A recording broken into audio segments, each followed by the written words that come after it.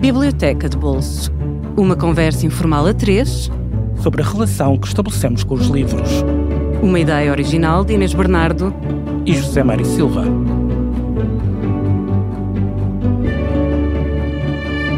Olá, bem-vindos ao Biblioteca de Bolso, um podcast sobre o poder dos livros e as crateras ou as nascentes que inscrevem nas nossas vidas. A convidada desta semana é Inês Castanheira, portuense da colheita de 1983, licenciou-se em Jornalismo e Ciências da Comunicação e é hoje uma agente cultural de agenda preenchidíssima.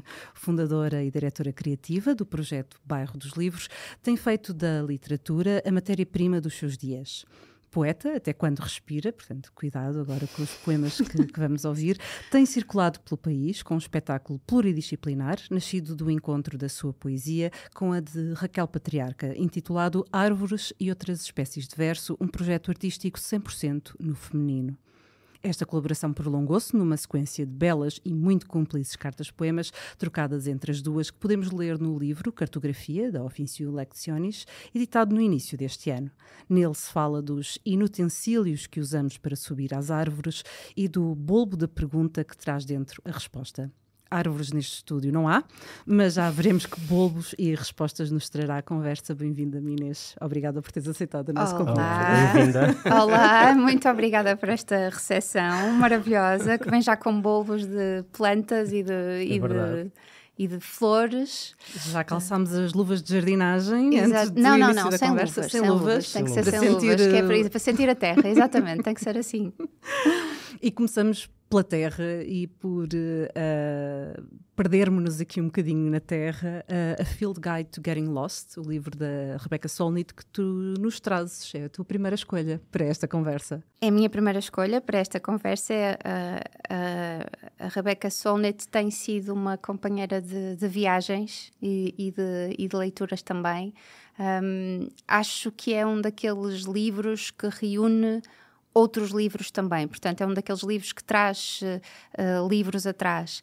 Há uma série de conceitos sobre esta ideia de nos perdermos em nós ou de nos encontrarmos em nós, que a partir do momento em que os lemos sob a perspectiva dela, na obra dela, acabamos por encontrar no futuro e no passado, ou seja, naquilo que se está a produzir agora e naquilo que vamos lendo agora, mas também naquilo que o livro convoca. Às vezes há livros assim, não é? Que trazem consigo, que nos despertam depois outras leituras e nós dizemos, agora que isto me veio parar às mãos, se calhar é hoje que eu vou pegar naquele livro que ela refere e que está lá atrás, ou este conceito. Mas depois também acontece ao contrário, que é estarmos a ler para a frente outras coisas que não estão ligadas e eu estou permanentemente a sublinhar ao lado dos meus livros Solnit, o que tem piada, não é?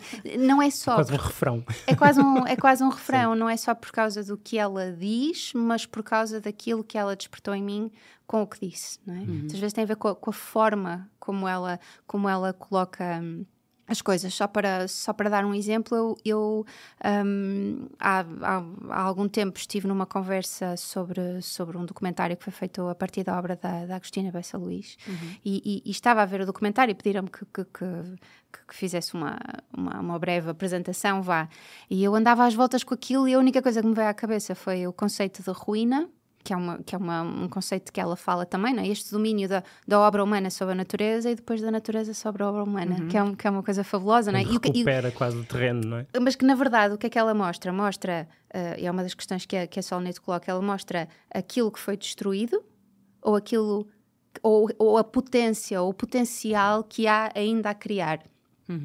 Nós não sabemos bem, e se calhar esse é o encantamento da ruína, que convoca o que está para trás, mas também ainda aquilo que vai acontecer. Então foste buscar esse conceito. E então estava eu com isso, e com isso às tantas cheguei a um senhor que se chama, vou dizer Simmel, eu não sei como é que ele é, um sociólogo, que é o George Simmel, acho que é assim, eu nunca vi o nome dele, nunca ouvi o nome dele dito, e em que ele tem também um ensaio precisamente sobre a teoria da ruína.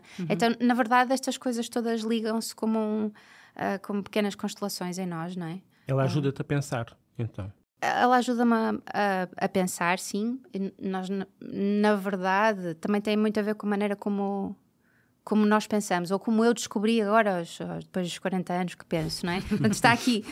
Nós também vamos descobrindo coisas sobre nós e não é só sobre... E vamos mudando, vamos aperfeiçoando os mapas que nos guiam, não é? Exatamente, e quando se tem esta vontade, não é? Este ímpeto, e eu isso tenho, esta vontade permanente de estar em movimento, nessa procura, não é? De que a Soulmate fala, não é? Nessa procura do eu, é também a procura do mundo em que estamos, é a procura de eu entender. E, portanto, nós somos seres em permanente construção, e eu estou sempre à procura de legos para montar pecinhas. e pecinhas para desmontar. Os livros são um bocado isso, são caminhos para chegar às ideias.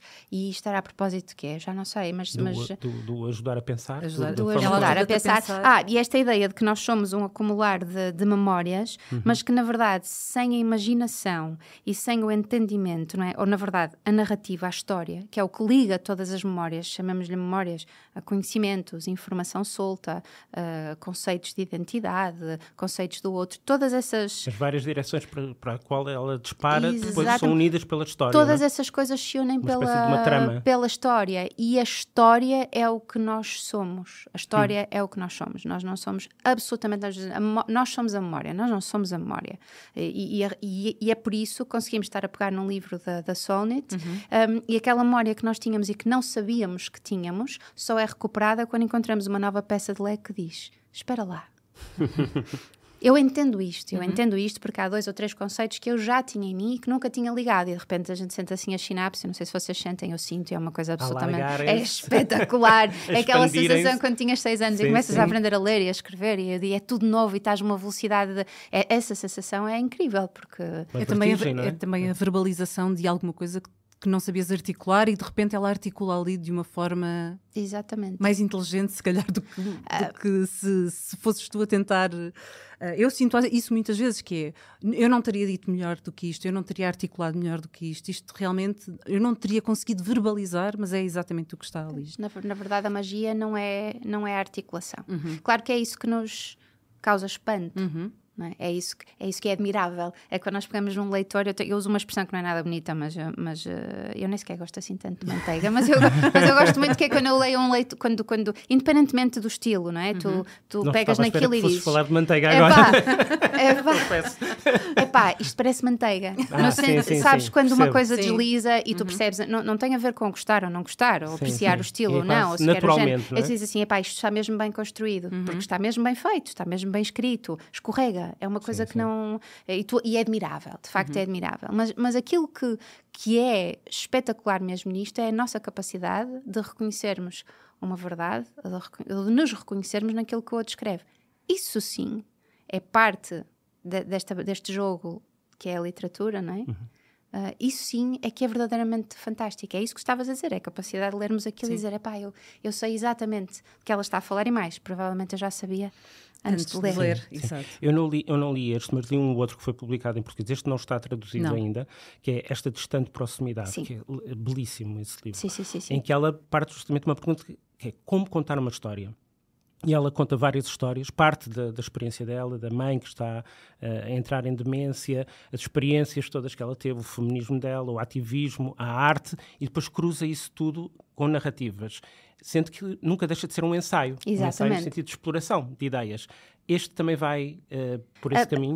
Eu acho que é sim, faz a mesma coisa e ainda bem que falas disso, porque isso é importante. Claro que eu não falei disso, mas falar da Soulmate é falar do feminismo, é falar do ativismo, é falar e também desta maneira de estar na vida, que é juntar os múltiplos conceitos e baralhá-los todos, baralhar para voltar a dar, não é? Ela faz isso quando escreve, e por isso é que, sendo uma ensaísta, é perfeitamente possível lê-la de várias maneiras, não é? Há muitas pessoas que não gostam particularmente do ensaio, ou por outro lado que não gostam particularmente da ficção, mas conseguem... Ou da autobiografia, e ela mistura tudo. E ela mistura tudo, e isso é que é extraordinário. Portanto, estou sempre a voltar a ela, estou sempre a recomendá-la. Parece um disco riscado, mas é muito bom. E é muito bom também trazer mulheres para a mesa e para a discussão. Essencial. Sempre. Essencial, não é? E esses pontos de vista também, e já que estamos, e este episódio vai ser todo no feminino, na verdade. Temos o Zé Mário como convidado, mas perdoamos-lhe isso. Não, eu sou como tu sabes, um defensor das escritoras, sobretudo. Agora, neste momento, praticamente só leio mulheres. E fazes tu muito bem. Passamos para a tua segunda escolha, The Octopus Museum, de Brenda Shaughnessy. Espero não ter assassinado também, mas penso que não. Um livro que não está editado em português, portanto deixámos aqui o Field Guide to Getting Lost, deixamos esse guia para nos perdermos da Solnit para trás e entramos no museu de cefalópodes. Exatamente. Polvos, vá. Por acaso gostaria de saber como é que isto um dia vai ser traduzido. Há um editor amigo que há uns tempos a quem eu falava deste livro e que me dizia, traduz isso. Não tenho qualquer aspiração, mas interessa-me muito perceber como é que uma coisa destas mas achas que devia ser traduzido? Devia ser traduzido. Aliás, ela não está traduzida em português. Nenhum livro dela. Não? Pronto. Não. Ok, ainda bem que vocês sabem essas coisas. Portanto, se alguém nos está a ouvir, por favor, traduzam, né? Porque ela é fabulosa. Como é que tu chegas a este livro? Já não sei, já não faço a mínima ideia. Não vou mentir, podia encontrar aqui uma história bonita. São estes saltos que vais fazendo. Podia ter sido uma referência pistas. Da Solnit, mas não foi. Não, por acaso não foi. Não, eu tenho uma sorte imensa que é, eu por razões profissionais, tenho que estar sempre a ler, não é? Portanto, isso faz parte do meu trabalho. Tenho que estar sempre a ler e tenho que estar sempre a escrever. Muitas vezes sou obrigada a ler os clássicos, mas até é mais do que os clássicos. Vamos chamar de livros antigos. Portanto, coisas que já não estão em circulação, coisas que já só existem em bibliotecas, não são...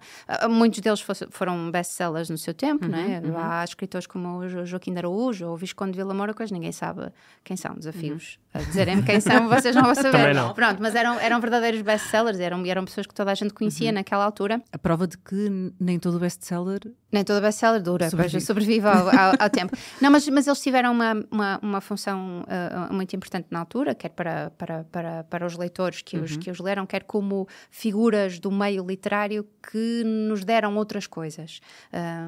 Porque esta coisa do meio literário ser... como é que eu ia dizer, ser poroso e, portanto, dos critérios que fazem com que um livro seja lido. Hoje queixamos-nos muito, não é? Peço a saltar de temas, mas não. Isto vai ter um caminho. Há um guia. Pois, por exemplo, hoje publica-se muito mais mulheres, e ainda bem, mas hoje há outras preocupações, portanto, se calhar há livros, há quem diga, ainda há pouco tempo ouvi numa conversa, numa conversa pública, que agora, para ser publicado, tem que se falar de diversidade, ou de mulheres, ou de identidade de género, porque são os temas da moda, ou de menopausa, que também é um tema que até há bem pouco tempo não se falava, não é? Portanto, tivemos séculos sem falar disso, e agora, de repente, fala-se, e há quem ache que já chega. Também tem muita piada. Mas, na verdade, houve sempre critérios, e há sempre critérios, instâncias de validação artísticas e comerciais, e, portanto, uma editorial não é mais do que isso, como todos os outros meios, e, portanto, é natural que umas coisas sejam publicadas numa altura e outras não. E estes escritores, o facto de ter que ler esses escritores mais antigos, muitas vezes dá-me não sei, mas dá-me, se calhar, uma visão destas coisas muito mais permeável. A mim não me faz... também não sou daquelas pessoas que dizem isto agora está muito na moda, está toda a gente a falar disto, portanto eu não vou ler. Também não sou essa pessoa. Não sou toda a gente diz bem, eu tenho que dizer mal. Não sou essa pessoa. Estou aberta a ler coisas e depois faço as minhas ligações. Muitas vezes já não sei como é que cheguei a um autor. Sei que quando encontro um autor como a Brenda Shaughnessy, né? Vamos dizer que é assim que se diz, porque na verdade ela não é irlandês, não é? Mas eu não, quer dizer, eu vi aqui uma foto dela. Portanto, também tem um lado ela não nos vai contrariar. Não vai ouvir. Ficará contente de estar a ser mencionada em Portugal, imagino. Não vai ouvir. Eu acho que uma vez, que a sigo eu sigo-a no Instagram, pai, essa rede social que já é para velhinhos, e eu sei que a taguei uma vez e acho que ela fez um repost, ou lá como é que se chama, não sei o que, fiquei muito feliz. Foi assim um momento alto da minha interação com pessoas importantes. Eu quando a encontrei, percebi que ela era o que ela estava a fazer era verdadeiramente original. Há muito tempo que eu não lia nada que mexesse tanto comigo, um livro que eu não conseguisse pousar, muito menos um livro de poesia que eu não conseguisse pausar, porque não é assim que nós lemos poesia normalmente, não é? Nós vamos lendo, vamos digerindo, as palavras são tão condensadas, tão concisas, tão pensadas, que de facto é preciso dar-lhes esse tempo. E tu leste eu li li de um fogo, estava, na altura, lembro que fui trocando mensagens com uma amiga e de vez em quando mandava-lhe excertos dos versos e dos poemas e dos títulos e dizia-lhe, isto é qualquer coisa de completamente extraordinário, tens de ler isto, eu nunca li nada assim. E depois, por causa disso, consegui mandar vir a obra toda dela que consegui a preços aceitáveis. E portanto foi mandando vir e fiquei muito contente, porque ela isto é uma distopia e como todas as distopias diz mais sobre o mundo em que nós vivemos do que aquele que ela procura descrever. Não é? Essa é a arte das utopias, é que os problemas que procura resolver na verdade são problemas que nós estamos a viver hoje e portanto desde as questões da emancipação das mulheres, da liberdade das mulheres, da crise ambiental, as questões da ecologia, a ciência e a forma como ela nos ajuda ou não a pensar o tecido social, a nossa sociedade como uma construção que é, e fazê-lo em poesia. As questões da maternidade que ela trata aqui, quer dizer, há imagens. Ela, aliás, dedica o livro à filha, não é? Que são belíssimas. Eu já nem me lembrava desse pormenor, mas claro que isso tem que ter estado. Lá está. É uma daquelas coisas que nós pronto, que estão lá e que depois muitas vezes só mais tarde reconhecemos. Mas também é um daqueles livros a que eu tenho voltado muito. Ela descreve uma sociedade em que o ser humano, na verdade, está invadido ou o mundo, não é? O planeta estará governado por outra pelos cefalópodes, não é? Sim, por outra espécie que nós não percebemos muito bem se é exatamente mas no fundo demos o nosso lugar de espécie dominante a outra espécie. Isso completamente, e são-nos atribuídos, eu julgo que a expressão que ela usa é pods, portanto nós temos funções que têm a ver com dessalinização, estarei a dizer bem, talvez, mas pelo menos o conceito está lá. Quase um cruzamento de poesia com ficção científica. Exatamente, portanto há aqui e é este o setup, e ela vai nos mostrando isto de uma maneira maravilhosa e ao mesmo tempo vai mostrando esse comportamento social, esse tecido cá fora e vai mostrando as relações familiares e como é que ela, enquanto mulher e enquanto mãe, nesse futuro distópico, vive o que está a acontecer. Este Octopus Museum é também um livro sobre o apocalipse enquanto o apocalipse está a acontecer. Enquanto ele está a acontecer e nós estamos Porque geralmente olhamos para o apocalipse como foi um evento e não é os livros pós-apocalípticos. Ok, houve um evento e nós vivemos todos no pós-apocalipse. Aqui é um pouco o apocalipse está a acontecer, que é o que nos está a acontecer neste momento, não é? Se considerarmos que as alterações climáticas são um apocalipse. Consideramos. Acho que já estão em curso, já estão mais em curso. Sim. E enquanto isto está a acontecer, esta é a nossa vida. E esta é a forma como olhamos para a nossa vida. Ou tu olhas para isso com ansiedade? Eu tenho olhado... Eu sei que prometi não fazer perguntas difíceis, mas... tenho olhado para isto com muita ansiedade, sim, e questionando-me muitas vezes. Acabo por sair sempre desse questionamento mais reforçado, que assim vale a pena. Mas é difícil, não é? Nós temos filhos pequenos, estamos aqui a meio, não é? Mais ou menos, se tudo correr bem, mais ou menos a meio do caminho. Olhamos para a frente, olhamos para trás e o que está a acontecer... É assustador porque já há muito tempo que se previa aos bocadinhos que era isto que estava a acontecer, mas às vezes de forma declarada, outras não. Faz falta aquilo que andamos para aqui a fazer e eu por mim falo, que escrevo, que trabalho no bairro dos livros, que ando por aí a fazer espetáculos de poesia. Isto faz sentido? Faz, claro que faz. Claro que faz porque... Lá está, porque senão somos só essa compilação de memórias e de acontecimentos e de factos e não é isso que nós somos. Nós somos muito mais do que isso, não é?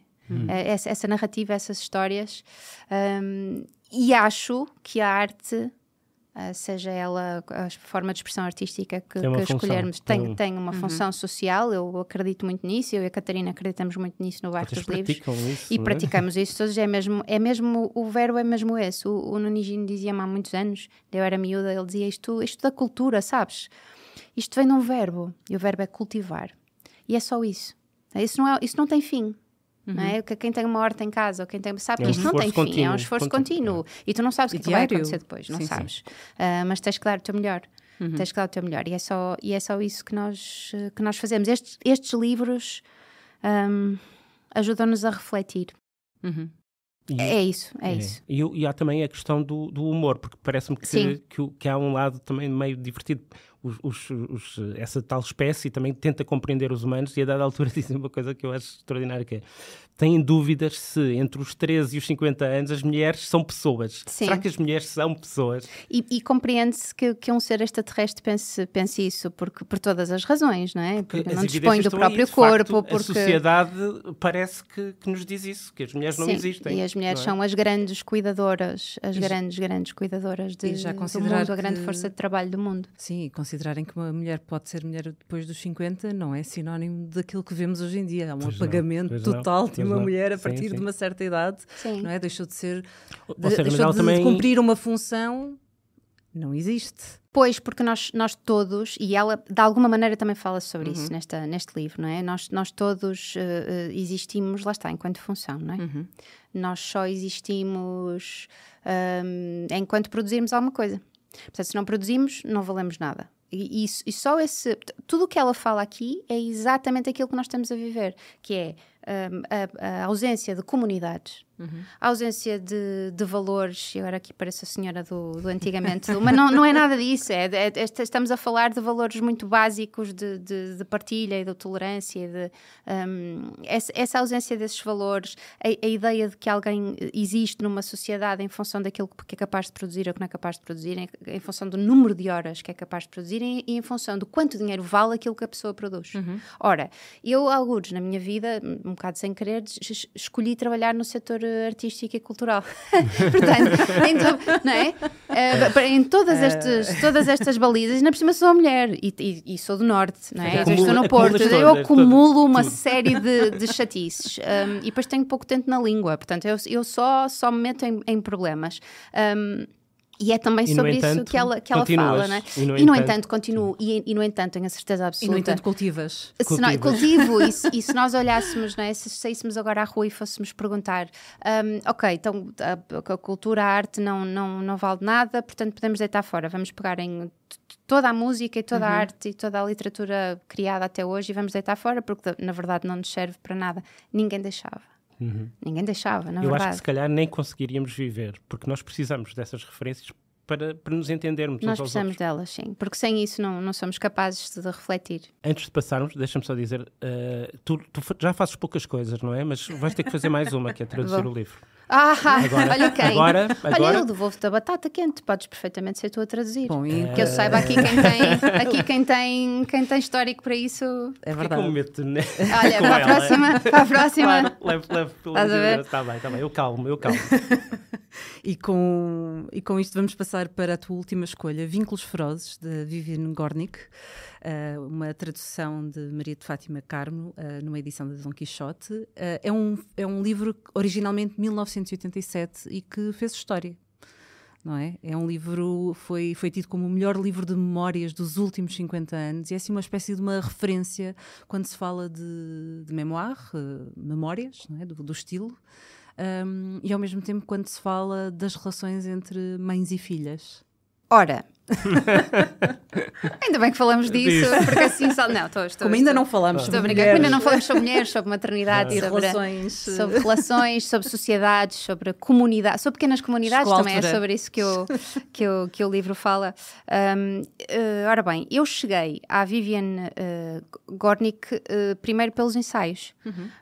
E pronto, nós não conseguimos ler tudo, não conseguimos ver tudo, eu não tenho vergonha nenhuma de admitir isso. Eu cheguei a este livro mesmo muito tarde. Eu, na verdade, quando o leio, houve qualquer coisa que se fez aqui um clique na minha cabeça. Eu disse, eu acho que este livro já me tinha sido recomendado, eu já devia ter vindo parar este livro antes. Eu li primeiro os ensaios dela, só depois é que cheguei aqui e já vinha completamente endoctrinada. Mas também nem sempre chegamos aos livros quando eles nos são recomendados. Quando eles nos são recomendados, exatamente. E, portanto, claro, que os livros sabem esperar também, não é? Também é verdade. Os livros têm aquela coisa que o Eduardo Lourenço dizia, que é o pó dos livros, não é? Que é uma coisa que os livros digitais, que eu também consumo, claro, não têm. não é? Os livros físicos têm pó. E este esteve com pó. Esteve lá em casa com pó durante bastante tempo e só depois é que eu cheguei lá. De facto, é absolutamente delicioso. Há um livro que parece manteiga, este. É espetacular. E fala sobretudo sobre chegar à maioridade. E esta difícil relação que nós temos com as mulheres que nos trouxeram ao mundo ou que fizeram de nós mulheres também, quem elas são, qual é o lugar das mulheres no mundo, porque tudo isso está em jogo, não é? Há tantos... isto é um palimpsesto de camadas em todo o relacionamento que nós temos com outras mulheres. E depois, a ideia de que isto está num livro de memórias, sim, mas é que nós não conseguimos desligar-nos destas personagens em que ao mesmo tempo nos são tão próximas e ao mesmo tempo nos são tão distantes. E isso para mim, essa é a maravilha deste livro. Essa é a maravilha deste livro. Há poucos livros que façam isso desta maneira. Ler isto depois dos ensaios ajuda. Achas que estas memórias se articulam bem com o que tu tinhas descoberto nos ensaios? Ou seja, é o mesmo discurso, vem do mesmo lugar? É exatamente o mesmo lugar aplicado. No fundo, é uma parte prática, no digamos. fundo, foi tiveste se calhar, o curso teórico primeiro e agora... Sim, se calhar foi mais delicioso por por causa disso, não é? Às vezes não chegamos aos autores pela ordem suposta, mas eu gostei. Porquê? Porque...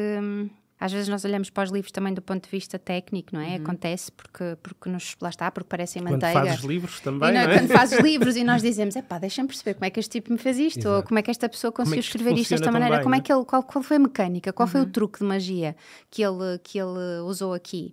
E depois há sempre uma pequena tristeza, não é? Quando nós descobrimos, isso já me aconteceu antes, que são versos decassilábicos, ó estúpida. Portanto, é claro que aquilo soa bem, não é? Aquilo é bonito porque tem 10 sílabas, não há, quer dizer, claro que há outras razões, mas há essa primeira. Sim. E é essa que faz o clique com a tua emoção e com a sonoridade. Mas a partir do momento é como quando um mágico te mostra o truque. Qualquer criança quer saber como é que aquilo se faz. E tu conseguiste perceber qual é que era o segredo técnico desse livro? Eu fiz ao contrário. Não, o segredo técnico estou longe de perceber, não é? Porque como em tudo, depois há o lado da magia mesmo, claro. que é de facto ou tens esse talento, essa arte ou não. E ainda bem que escrevemos todos de maneira diferente, mas de facto ler primeiro os ensaios e perceber como é que se constroem as narrativas do ponto de vista dela, como é que se cruza essa realidade e a ficção, ajudou-me, porque quando li este livro pude saboreá-lo como leitora só. Foi tão intenso que eu consegui desprender-me do lado técnico também, deixar só, comer só a minha torrada, não do lado triste, como naquele... eu tenho aquele poema da torrada, do lado triste da torrada, não, do lado, que é geralmente o lado com que as mulheres ficam, não é? Que é o lado da torrada que queimou, que as mães dizem imediatamente, deixa estar que eu fico, esse eu como, não é? Sim. O lado queimado. Não, eu aqui pude só ficar com o lado bom da torrada, que foi bom. Tenrinho. Achas que uma relação maternal é sempre ambivalente? Não vejo como é que pode ser de outra maneira. É tão visceral, é tão intensa, estão em jogo tantos papéis. Tu aprendes a ser mulher logo em primeiro lugar com a tua mãe. Com a tua mãe ou com a figura maternal, não é? É com ela que tu aprendes o que queres ser, o que não queres ser. Essa é a primeira pessoa que tu observas. Observas de uma maneira... Eu tenho uma filha de 10 anos e, portanto, eu vejo isso diariamente. Até quando eu não estou a ver, ela está sempre a ver. E essa consciência, que eu julgo que não era tão presente nas gerações... A consciência não era tão presente nas gerações anteriores, torna-nos um bocadinho aflitivo. Traz alguma ansiedade, quase uma hipervigilância, não é? Nós hoje temos em relação a tudo o que fazemos e as potenciais também, sim, não é? As potenciais consequências de todos os sims e todos os nãos, pois já Quando se calhar as crianças são muito mais resilientes do que nós imaginamos, a começar por nós próprios, quando éramos crianças, não é? E resistimos a tudo, se calhar a coisas que hoje em dia pensaríamos, sei lá, andar na parte de trás, no banco traseiro dos carros sem cadeirinha, sem cinto de segurança, bebíamos refrigerantes cheios de açúcar, pronto, não era bom. Não era bom. E teve as suas consequências. Era isso que eu queria dizer. Teve as suas consequências, não é? Nós temos aqui uma geração... É claro que não tivemos também grande hipótese, o que também é bom, não é? Porque a geração anterior também foi a geração dos Tupperwares, não é? Foi a geração que introduziu os Tupperwares, também conseguiu dar cabo de muitas coisas que nós agora estamos a tentar salvar para as gerações que vêm a seguir. Não sabemos se vai a tempo ou se os polvos virão por aí tomar conta disto. Mas também há este lado da literatura que é esta função de empatia, de nos transmitir empatia, que também é bom, que tu lês um livro como este do Vínculos Ferozes e dizes esta relação, como dizias, ambivalente entre mães e filhas das mães e mães das mães. Tu chegas ao fim e percebes que o que nos aconteceu desde sempre. E isso também tem um lado que nos sossega, se calhar.